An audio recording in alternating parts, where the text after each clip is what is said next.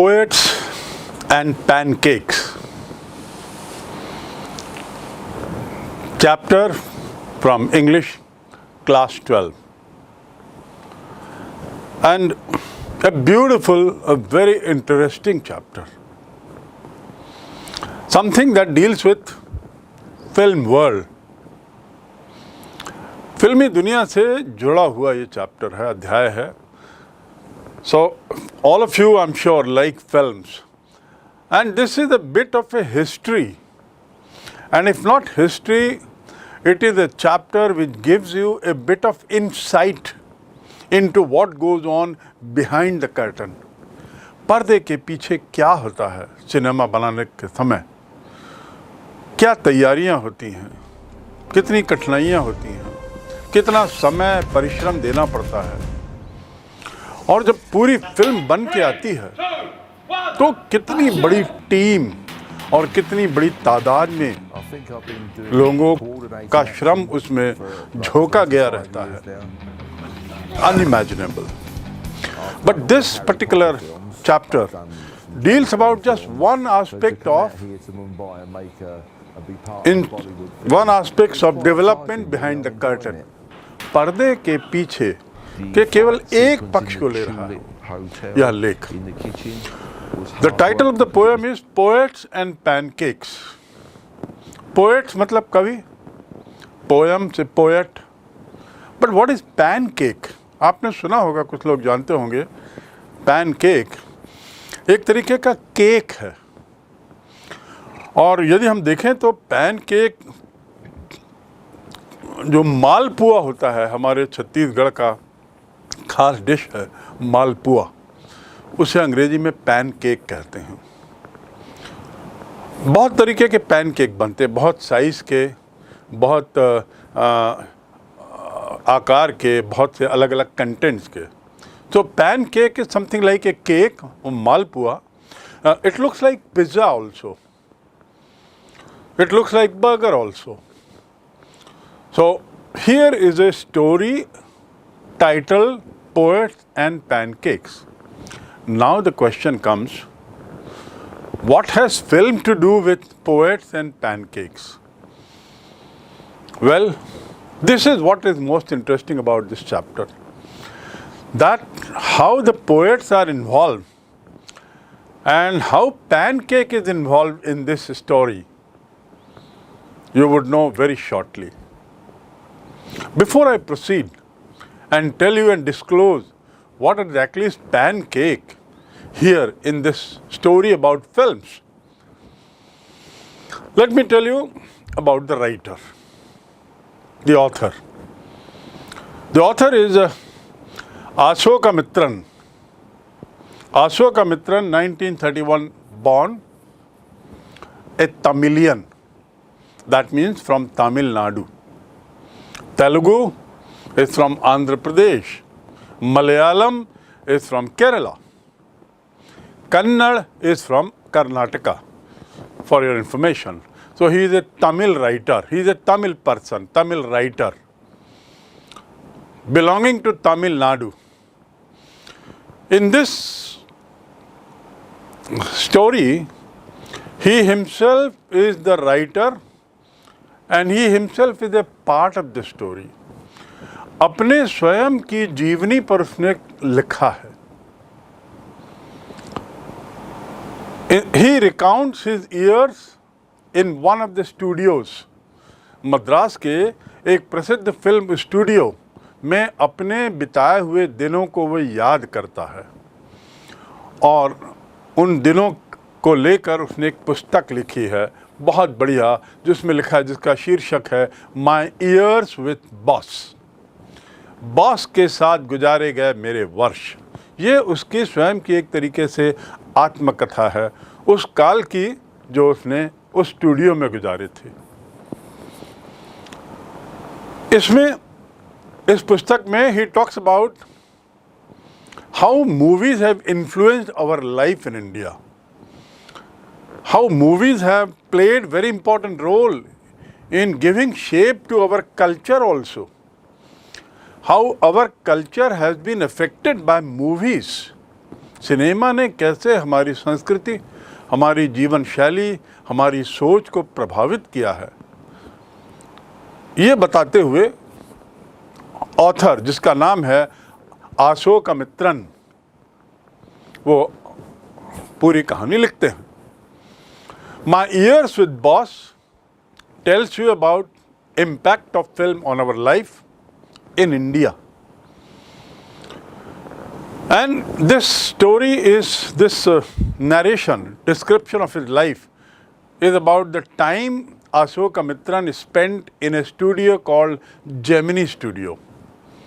Now, Gemini Studio is one of the most famous old studios where films were made in India. Bharat जो है विश्व में प्रति वर्ष फिल्म बनाने की दर में लगभग दूसरा है। सबसे ज़्यादा फिल्में बनती हैं यहाँ पे भारत में, या दूसरा स्थान है उसका विश्व में। इतनी ज़्यादा फिल्में प्रति वर्ष बनती in all languages including Chhattisgarhi. और जब ये फिल्म बननी शुरू हुई भारत में तो करीब वो 1880-1900 के आसपास फिल्मों का दौर शुरू हुआ, और 1920 में भारत में पहली वॉकी फिल्म बनी, वॉकी टॉकी, पहली फिल्म जिसमें आवाज़ थी। इसके पहले की जो 40 वर्ष थे जिसमें राजा हरिश्चंद्र, संभवतः फर्स्ट फिल्म थी इंडिया की, राजा Harishchandra, that was probably the first film in India. First 40 years, the films were basically made on mythology, on religious matters, from Ramayana, from Puran, from Mahabharata and other religious scriptures. अधिकतर कहानियाँ इन गाथाओं पे आधारित होती थी, अधिकतर फिल्में बहादुरी पर, धार्मिक बातों पर, जीवन के वैल्यूज़ पर, आदि आदि। बट वॉकी टॉकी ये सब साइलेंट एरा था।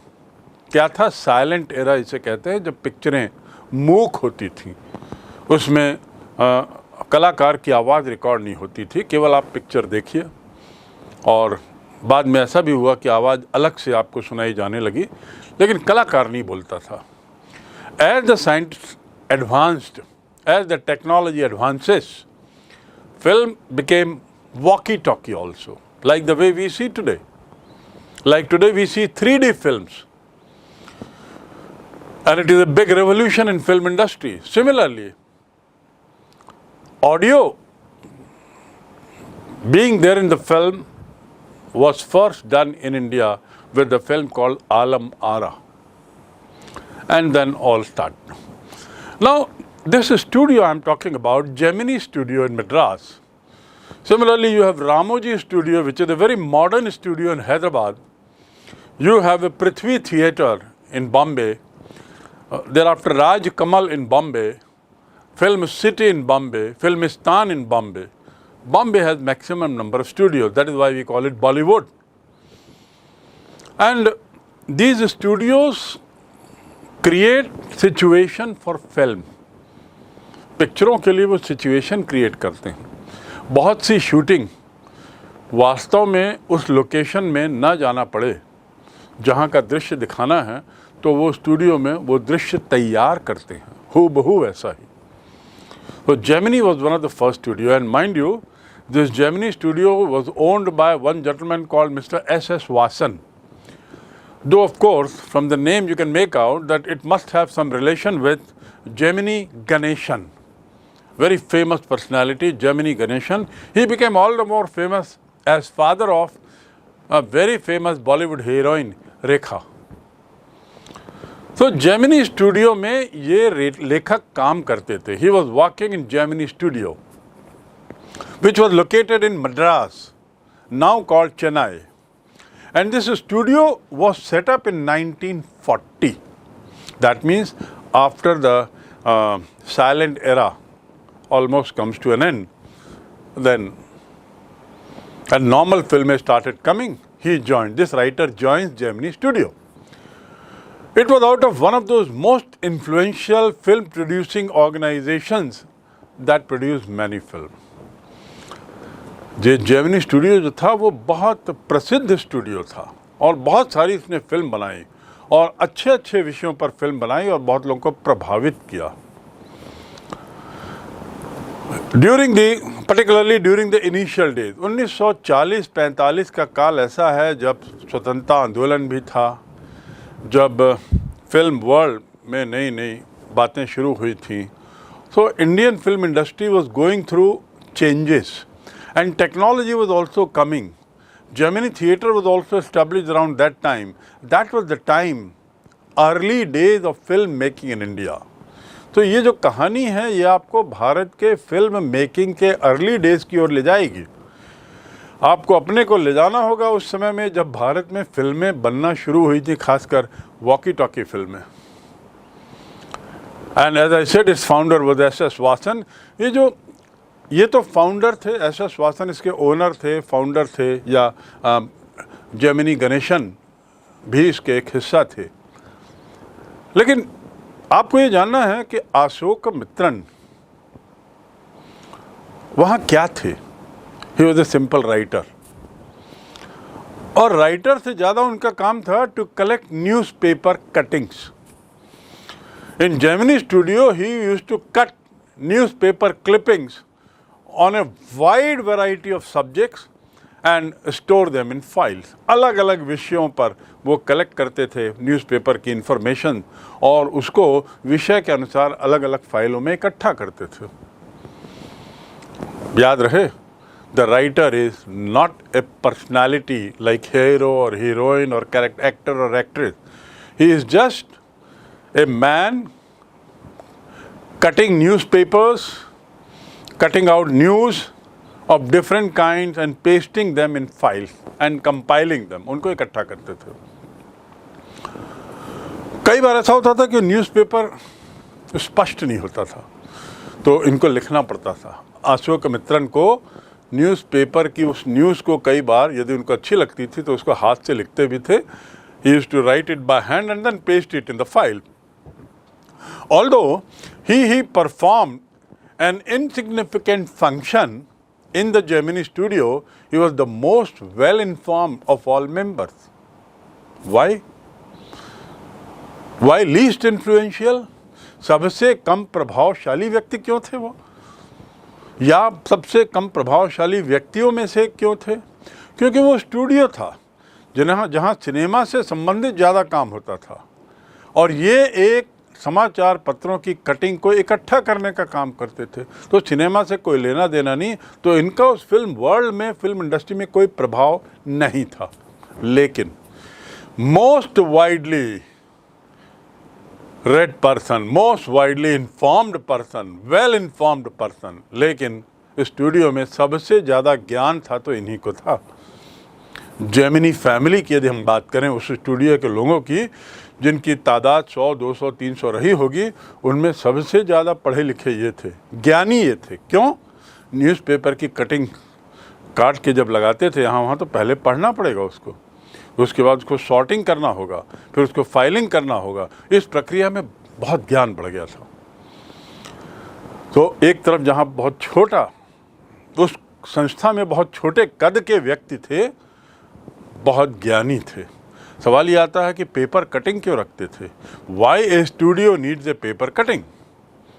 Because paper cuttings play a very important role in building up the history. उस समय के इतिहास की बहुत ज़रूरत पड़ती है फिल्म के समझने में। कोई सी यदि मुझे फिल्म बनाना है आज से 100 साल पुरानी, तो कैसा दृश्य था, कैसे लोग थे, क्या सूचनाएं थी, क्या हरकत होती थी, क्या गतिविधियां थी, ये कहाँ से मालूम पड़ेगा? उस समय की पेपर कटिंग से।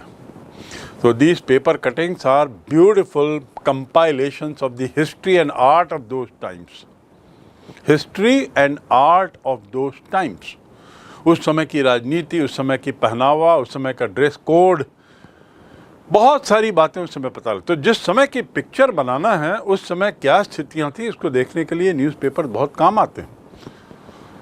तो इसलिए ये डिपार्टमेंट भी जेमिनी स्टूडियो में था जहां पर इंफॉर्मेशन, पेपर की कटिंग्स फाइल होती थी। सो अब आप समझ गए हो So Ashokamitran, a very insignificant man of very small status, but very ज्ञानी, ये याद रखेंगे. Then we are talking about 1940s, and we are also talking about an extract from a book written by Mr. Ashokamitran. The name of the book is My Years with Boss, जिसमें उन्होंने अपने बारे में, अपने काल के घटनाक्रम को लिखा है उस किताब में. एक तरीके से उनकी ऑटोबायोग्राफी है, उसका एक हिस्सा हमने लिया. इतना समझने के बाद now we move to the story, and that is called poets and the pancakes. Pancakes remains a suspense कि यहाँ मालपुआ की बात क्यों हो रही है. पोएट्स की बात तो फिर भी आप समझ सकते हैं कि शायद कभी लोग काम आते होंगे गाने लिखने के लिए, you may be right, but what about malpua like thing, what about those item. The very first line makes it very clear. The very first line reveals the secret. पहली लाइन से ही पता लग जाएगा कि मैं यहाँ पैनकेक का अर्थ मालपुआ से नहीं बात कर रहा हूँ. इस कॉन्टेक्स्ट में पैनकेक एक कंपनी का नाम है, एक ब्रांड कंपनी का नाम है. So let us move to the para 1 of this. Pancake was the brand name of the makeup material. किस तरह की कंपनी का?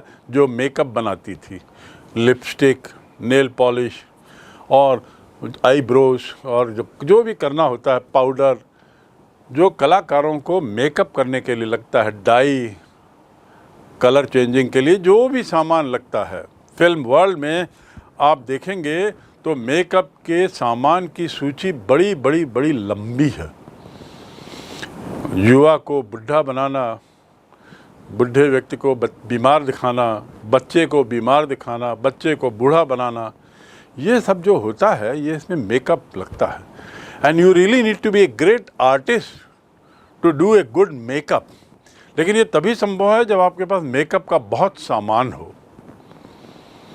तो ये जो पैनकेक है जिसकी चर्चा राइटर यहाँ कर रहे हैं, that is actually A brand name of A company called Pancake. Pancake was the brand name of the makeup material company. The Gemini studio bought in truck loads. और ये जो कंपनी का जो माल था वो ट्रक से मंगाया जाता था. मेकअप का जैसे मैंने बताया बहुत सामान लगता है, बहुत ज़्यादा मात्रा में जो लगता है, तो ये ट्रक में सामान आता था इस ब्रांड का जेमिनी स्टूडियो में. Gemini studio bought in truck load, bought by से बना, ट्रक लोड मतलब ट्रक में भर के आता था. Greta Garbo must have used it. Miss Gauhar must have used it. Vyjayanthimala also must have used it. But Rati Agnihotri may not have even heard of it. 4 लोगों के नाम हैं इसमें, 4 characters. Greta Garbo. Greta Garbo is basically a Swedish American actress. नाम बहुत प्रसिद्ध है और दुनिया के 5 यदि बेस्ट एक्ट्रेसेस की बात करें तो निश्चित रूप से किसी भी काल के 5 बेस्ट एक्ट्रेसेस में she will be one of the best actresses that the world had. And Swedish American. And she basically worked during silent era. जब पिक्चरों में आवाज़ कम होती थी उस समय की मेन कैरेक्टर है, मेन हीरोइन है. हीरोइन थी फिल्मों में, एक्ट्रेस थी.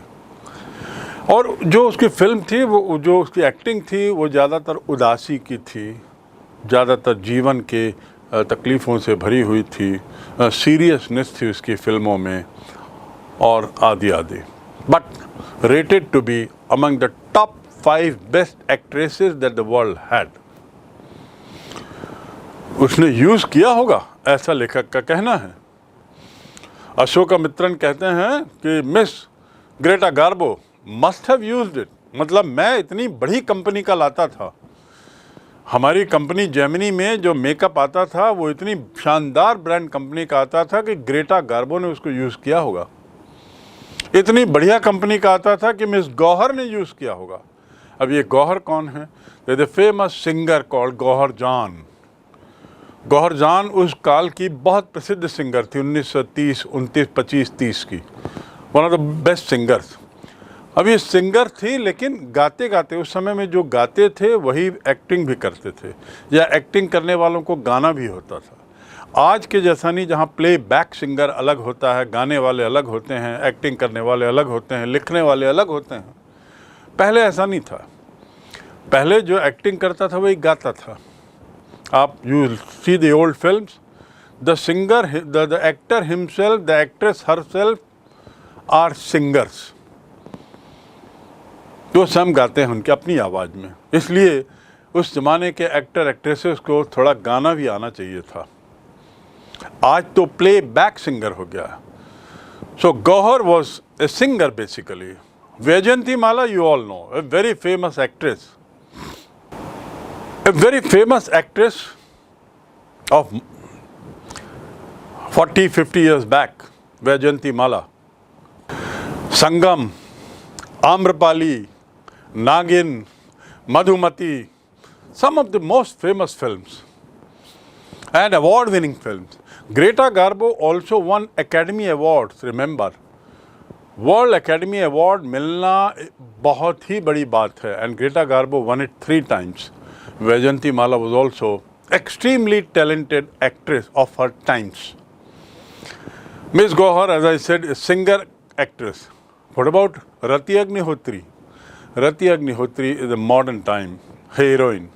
20 साल पहले की वो एक्ट्रेस रही हैं। आपने उनकी फिल्म देखी होगी, रति अग्निहोत्री की फेमस फिल्म एक दूजे के लिए। You remember that film? I'm sure. एक दूजे के लिए. But coming back to this lesson, the author says truckloads of pancake brand makeup material used to come to our Gemini. छोटी मोटी मात्रा में नहीं, truckloads. और वो भी कौन सी कंपनी? पैनकेक। पैनकेक कितनी बड़ी कंपनी, जिसको ग्रेटा गार्बो यूज़ करती थी, वैजयंती माला यूज़ करती थी, गौहर जान यूज़ करती थी। हाँ, शायद रति अग्निहोत्री नहीं करती थी, क्योंकि रति अग्निहोत्री के समय में और भी नई कंपनी आ गई, और शायद रति अग्निहोत्री उसका नाम भी नहीं सुना होगा। रति Agnihotri may not have even heard of this name. The makeup department was located there in the Gemini studio. And it was located on the upstairs. देखिए upstairs की स्पेलिंग यानी ऊपर, स्टेयर माने सीढ़ी। कैसी सीढ़ी? जो हिलती ना हो, सीमेंट की बनी हो, पक्की सीढ़ियों को स्टेयर कहते हैं, और ऐसी सीढ़ियाँ जिसको एक जगह से दूसरी जगह उठा के ले जाएं उसे लैडर कहते हैं। Ladder, I am talking about upstairs, मतलब ऊपर जाने पर, अप। तो जो कंपार्टमेंट, जो डिपार्टमेंट था, मेकअप डिपार्टमेंट, वो ऊपर था जेमिनी स्टूडियो में, फर्स्ट फ्लोर पे कहीं पर, upstairs. And it was believed to have been Robert Clive stable. और ऐसा माना जाता है कि वो जो बिल्डिंग थी वो रॉबर्ट क्लाइव का घुड़साल था। स्टेबल यानी घुड़साल, घुड़साल मतलब जहाँ घोड़े रहते हैं। किसी ज़माने में रॉबर्ट क्लाइव के समय का ये भवन है, जिसको घुड़साल के रूप में उपयोग किया जाता था। और चूंकि अंग्रेजी कला से बना हुआ ये भवन था, इट वॉज ब्यूटिफुल। अब रॉबर्ट क्लाइव कौन था? In history you must have read Robert Clive as the founder of British East India companies rule in India. East India company के शासन की स्थापना करने वाला व्यक्ति था रॉबर्ट क्लाइव, जिसने 1757 में बैटल ऑफ प्लासी की लड़ाई में बंगाल के राजा को 2 मिनट में हरा दिया, चालाकी से हराया और बंगाल पर कब्जा किया। यहीं से अंग्रेज़ों के शासन की शुरुआत होती है भारत में, 1757, 1757। And he was the man, Robert Clive, who was responsible for the starting British rule in India. British had already come 150 years back. They had come in 1600, but they had come as vyapari, as merchants. Now he converted these merchants into rulers, and credit for converting this company into a ruling company of India goes to Robert Clive. And you know, Robert Clive joined this company basically as a clerk. Robert Clive जो है वो clerk के रूप में join किया और छोटी मोटी तनख्वाह में काम करता था। वहाँ से 15 साल में अपने कौशल के बल पर उसने बहुत ऊंचा स्थान बनाया। And then finally he became the governor. Robert Clive became the ruler of Bengal, founder ruler of East India company in India. Such a big thing. So this should be an inspiration to you कि हम कितने भी छोटे ओहदे में हों, यदि हम अच्छी मेहनत कर रहे हों तो हम ऊंचा पहुंच सकते हैं। So Robert Clive has the credit of being the founder. It was his building where Gemini Studio was located, and in this building, what was there? The stable, घुड़साल था। Robert Clive had many other such buildings in Chennai. A dozen other buildings in the city are said to have been his residence. करीब 1 दर्जन उसके मकान थे चेन्नई में जो निवास स्थान के रूप में जिसका उपयोग करता था। For his brief life and an even briefer stay in Madras, Robert Clive seems to have done a lot of moving. अपने संक्षिप्त काल में, ब्रीफ माने संक्षिप्त, और उससे भी संक्षिप्त स्टे, चेन्नई में स्टे में रॉबर्ट क्लाइव ने काफ़ी घूमा होगा ऐसा माना जाता है। Seems to have done a lot of moving. Seems माने महसूस होना, ऐसा लगता है कि अपने छोटे से काल में, और उसमें भी उससे भी छोटे काल में जब वो चेन्नई में था उसने काफ़ी घूमा है यहाँ। और besides fighting some impossible battles in remote corners of India, इस घूमने के अलावा, besides मतलब के अलावा, besides, और beside मतलब by the side of, के बाजू में। You sit beside me, तुम मेरे बाजू में बैठो। Besides you, Shyam will also go, Shyam के अलावा, तुम्हारे अलावा श्याम भी जाएगा। So I think you understood the difference between beside and beside. So the author says कि beside moving about, staying in different houses that he had, he also did quite wonderful things, fought some of the most impossible battles. कुछ बहुत ही असंभव लड़ाइयाँ लड़ी उसने भारत के remote corners में, दूरस्थ स्थलों में। रिमोट मतलब दूरस्थ, बहुत दूर। रिमोट कंट्रोल बोलते हैं ना, मोबाइल, टीवी का रिमोट, एयर कंडीशनर का रिमोट, कार का रिमोट, उसी से बना। रिमोट मतलब दूरस्थ, जो दूर है। तो remote is not the name of an instrument, remote is the function that instrument performs.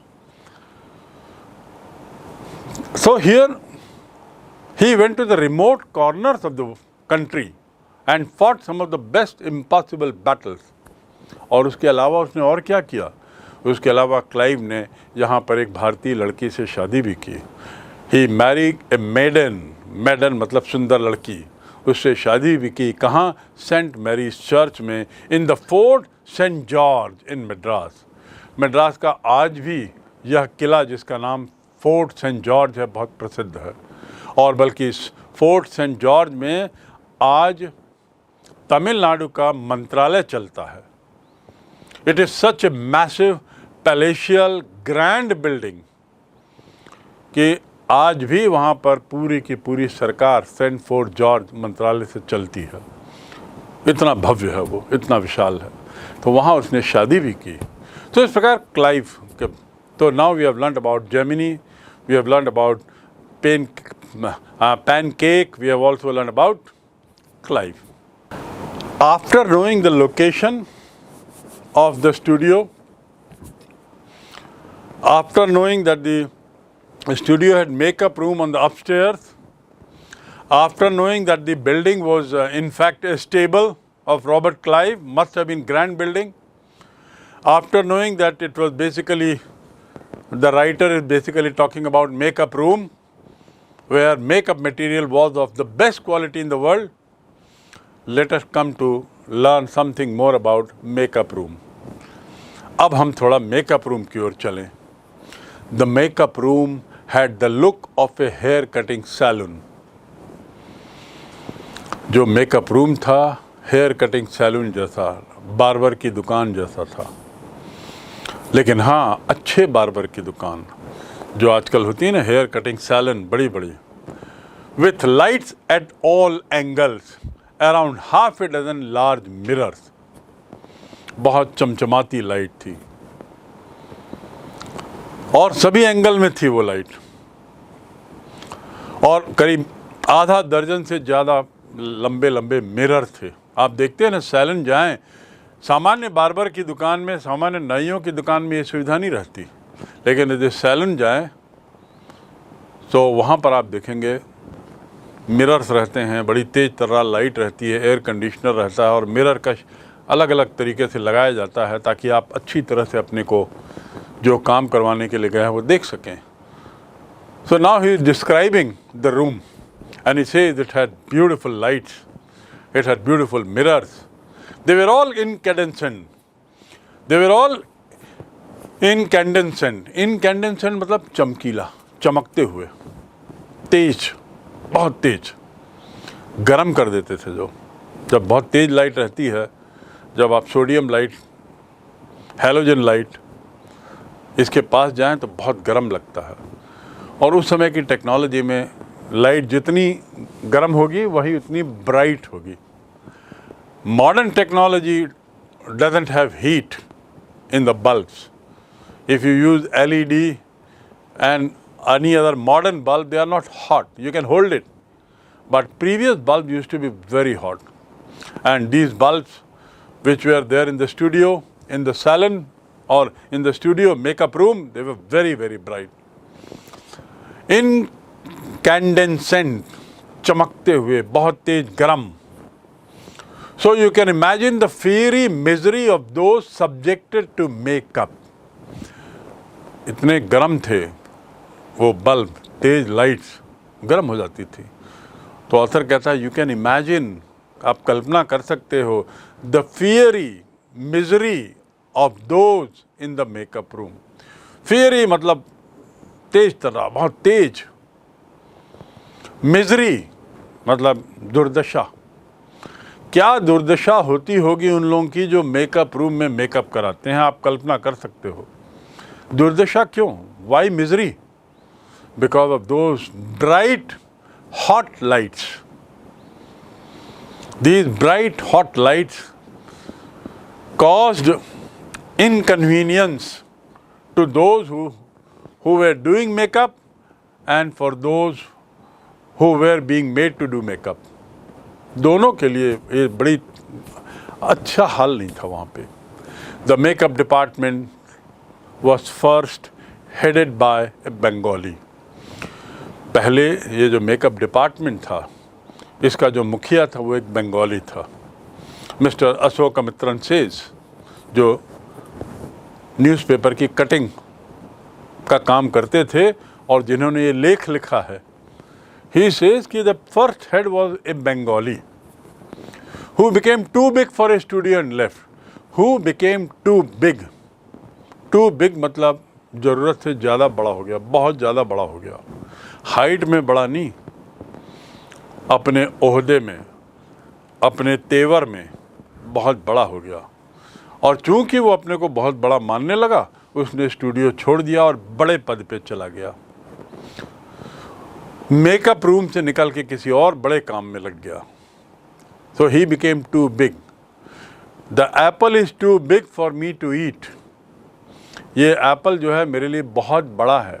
Big ही नहीं, टू बिग, ज़रूरत से ज़्यादा बड़ा है, ज़रूरत से ज़्यादा बड़ा है. Too big. You are too small to talk all these things यार. तुम बहुत छोटे हो ये सब फालतू बात, ये सब बात करने के लिए. अर्थात छोटे मुंह बड़ी बात शोभा नहीं देता. So here he says he was too big. That Bengali gentleman with the passage of time, समय के साथ साथ he became a big man and so he left to join somewhere. He was succeeded by a Maharashtrian. अब मराठी से कोई आते हैं महाराष्ट्र से, who was held by a Dharwar Kannadiga, an Andhra, a Madras Indian Christian, an Anglo-Burmese, and as usual local Tamils, who was assisted by. मतलब महाराष्ट्रियन आए बंगाली के बाद और उनकी मदद करने के लिए कौन कौन थे? मदद करने के लिए भी अलग अलग क्षेत्रों से अलग अलग लोग थे। धारवाड़ से, धारवाड़ कहाँ है? कर्नाटका में है। कन्नाडिगा अर्थात कर्नाटक का एरिया, वहाँ एक जगह है धारवाड़, बहुत प्रसिद्ध। एक आंध्राइट भी था, एक क्रिश्चियन भी था जो मद्रास का था, इंडियन था, और इसके अलावा एक एंग्लो बर्मीज भी था। और इतने लोगों के अतिरिक्त चूँकि चेन्नई में था, because it was located in Chennai, there will be lot of Tamilians also. So you can understand that people from different parts of the country were a part of that Gemini studio.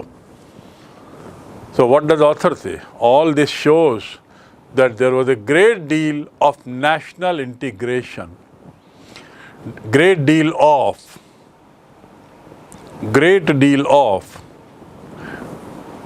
एक साथ बोलेंगे, ऑफ अलग नहीं होता, deal का, deal मतलब क्या होता है? आप सामान्य समझते हैं डील होना, एक समझौता होना, सहमति होना, लेन देन की डील हुई है। लेकिन एक जो अलग उपरूप में होता है वो है एक good deal of national integration, राष्ट्रीय एकता का एक बहुत बड़ा ये प्रतीक बन गया। एक उदाहरण था कि जहाँ बर्मीज़ भी था, एंग्लो बर्मीज़, एंग्लो इंडियन भी था, क्रिश्चियन भी था, महाराष्ट्रियन भी था, तमिलियंस तो थे ही, आंध्राइड भी था, कन्नाडिगा भी था। तो ये author says, mister Ashok Mitran, कि it was an example of national integration, राष्ट्रीय एकता का मानो परिचायक था। Even before AIR and Doordarshan began broadcasting programs on national integration. AIR क्या है? All India Radio. और Doordarshan, the first TV channel that we had in India. आप लोगों के बर्थ से पहले, before 1990, दूरदर्शन एक ही चैनल होता था और उस एक चैनल में सरकारी ढंग के कार्यक्रम आते थे, because it was government owned. बड़े सीरियस सीरियल्स आते थे, कहानियाँ, mythology, and it was government controlled. तो वो दूरदर्शन चैनल का उपयोग सरकार राष्ट्रीय एकता को प्रमोट करने के लिए बहुत करती थी। उसमें बहुत सारे विज्ञापन, बहुत सारे प्रोग्राम्स ऐसे होते थे जो नेशनल इंटीग्रेशन को बढ़ावा देने के लिए किए जाते थे। Many programs on Doordarshan and radio used to be shown with the purpose of promoting national integration. Even All India Radio would sing a lot of songs which were patriotic, which would promote unity in India, which would help in bringing Indians of different states close to each other and what not. So Ashok Mitran कहते हैं व्यंग करते हुए कि इससे पहले कि AIR और दूरदर्शन में इंटीग्रेशन की बात होनी शुरू हुई, हमारे जेमिनी सर्कस में, तो हमारे जेमिनी स्टूडियो में पहले से नेशनल इंटीग्रेशन हो रहा था। सब अलग अलग जगह के लोग थे। और AIR means all India radio. To broadcast मतलब प्रचार करना, और टू ब्रॉडकास्ट मतलब प्रचार करना। रेडियो के ब्रॉडकास्टिंग एजेंसी मतलब प्रचार करने वाली कंपनी, चाहे रेडियो के माध्यम से चाहे टीवी के माध्यम से। ब्रॉडकास्ट याद रखेंगे,